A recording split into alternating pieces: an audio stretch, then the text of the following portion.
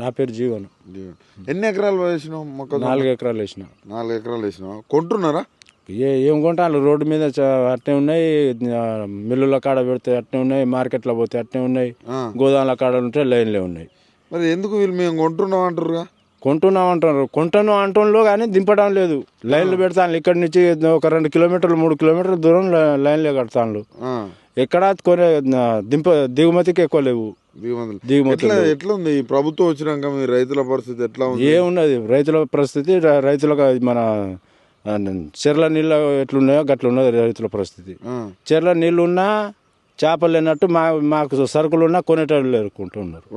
అంటే ఇవి మందులు దొరికినాయనే? మందులు యూరియాకు ఎగబడి లైన్లు కట్టుకొని ఎక్కడ పడితే అక్కడ దొరికిన కాడ కొనుక్కొని వచ్చేసినాం. లాస్ట్కి వచ్చేసరికి పంట కొనడానికి ఎవరు ముందుకు రావట్లేదు. దళారులతో ఎట్లా ఉంది? ప్రైవేట్ 1800, 1810 ఇట్లా అడుగుతాను.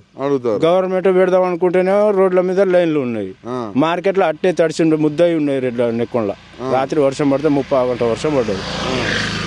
అట్టే ఉన్నాయి. ఏంది పరిస్థితి? ఏంది అసలు పరిస్థితి?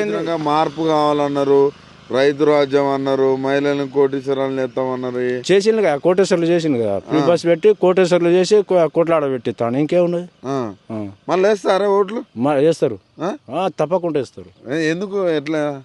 ఎందుక జనానికి అర్థమైంది కదా ఏం చేస్తారా ఏంది అనేది అర్థమైంది.